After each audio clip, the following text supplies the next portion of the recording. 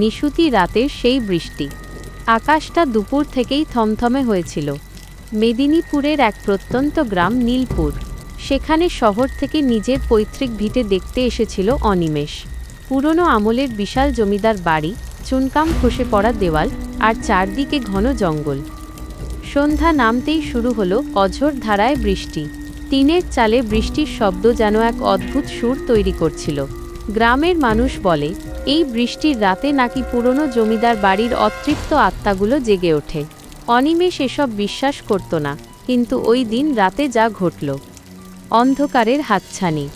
রাত তখন প্রায় 12টা। বাইরে ঝমঝমিয়ে বৃষ্টি পড়ছে, সাথে বিদ্যুতের চমক। হঠাৎ অনিমেষের মনে হলো, নিচের তলার বড় হলঘরে কেউ যেন নূপুরের শব্দে নাচছে। সে ভাবল হয়তো বৃষ্টির জল কোথাও পড়ছে, কিন্তু না, শব্দটা খুব স্পষ্ট। মোমবাতি হাতে নিয়ে সে সিঁড়ি দিয়ে নামতে শুরু করল। প্রতিটি ধাপে কাঠের ক্যাঁচক্যাঁচে শব্দ তার হৃৎস্পন্দন বাড়িয়ে দিচ্ছিল। হলঘরে পৌঁছাতেই সে দেখল, বিশাল আয়নার সামনে একটা ছায়া দাঁড়িয়ে আছে। আয়নায় কোনো প্রতিফলন নেই, শুধু একটা কালো অবয়ব। বৃষ্টির শব্দে কান্না। বিদ্যুৎ চমকাতেই দেখল, জানলার ধারে একটা সাদা শাড়ি পরা মেয়ে দাঁড়িয়ে আছে। তার চুলগুলো লম্বা এবং ভিজে চুপচুপে। মেয়েটি বাইরের বৃষ্টির দিকে তাকিয়ে ফিসফিস করে বলছে, বড্ড দেরি হয়ে গেল তাই না? অনিমেষের গলা শুকিয়ে কাঠ। সে পেছাতে গিয়ে একটা পুরনো ফুলদানি ধাক্কা দিয়ে ফেলে দিল। সেই শব্দে মেয়েটি ঘুরে তাকাল। তার মুখে কোনো চোখ বা নাক নেই, পুরো মুখটাই মসৃণ চামড়ায় ঢাকা। শুধু মুখ দিয়ে রক্তের মতো লাল জল গড়িয়ে পড়ছে। সে ধীরে ধীরে অনিমেষের দিকে এগোতে লাগল।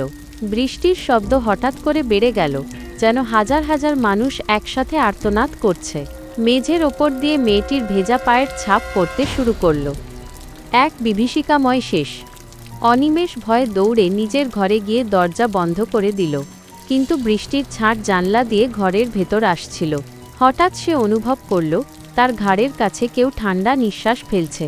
কানের কাছে সেই চেনা ফিসফিসে আওয়াজ, বৃষ্টিতে ভিজবে না? সে দেখল, ঘরের কোণ থেকে সেই ভিজে মেয়েটি উঠে আসছে। তার শরীর থেকে পচা মাটি আর বৃষ্টির সোঁদা গন্ধ বেরোচ্ছে। অনিমেষ চিৎকার করতে চাইল, কিন্তু তার আওয়াজ বেরোল না। পরের দিন সকালে গ্রামের লোকজন দেখল, জমিদার বাড়ির দরজা খোলা, কিন্তু অনিমেষের কোনো পাত্তা নেই। শুধু বারান্দার কোণে পড়ে আছে তার ভিজে জুতো জোড়া, আর চারদিকে রক্তের মতো লাল বৃষ্টির দাগ। অনিমেষের নিখোঁজ হওয়ার খবর পেয়ে তার বন্ধু আকাশ কলকাতা থেকে নীলপুর গ্রামে এসে পৌঁছাল। আকাশ যুক্তিবাদী ছেলে, সে ভূত প্রেতে বিশ্বাস করে না। কিন্তু গ্রামে ঢোকার পর থেকেই এক অদ্ভুত নিস্তব্ধতা তাকে গ্রাস করছিল। আকাশটা সেদিনও ঠিক আগের মতোই কালো মেঘে ঢাকা ছিল। রহস্যময় ডায়েরি। আকাশ যখন সেই ভাঙাচোরা জমিদার বাড়িতে ঢুকল, চারদিকে তখন কেবল ধুলো আর নিস্তব্ধতা। বৃষ্টির ঝাপটা খোলা জানলা দিয়ে ভেতরে আসছিল। অনিমেষের ঘরের মেঝেতে সে একটা ভিজে ডায়েরি খুঁজে পেল।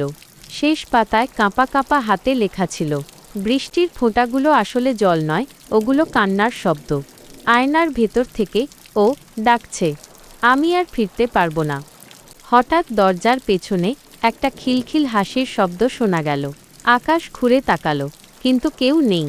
শুধু করিডোর দিয়ে কেউ যেন ভিজে পায়ে হেঁটে চলে গেছে, মেঝেতে কাদা আর জলের দাগ। বৃষ্টি যখন খুনি। রাত বাড়ার সাথে সাথে বৃষ্টি প্রবল হলো। আকাশ খেয়াল করল, জানলার কাঁচের ওপর বাইরের দিক থেকে কেউ আঙুল দিয়ে আঁচড়াচ্ছে।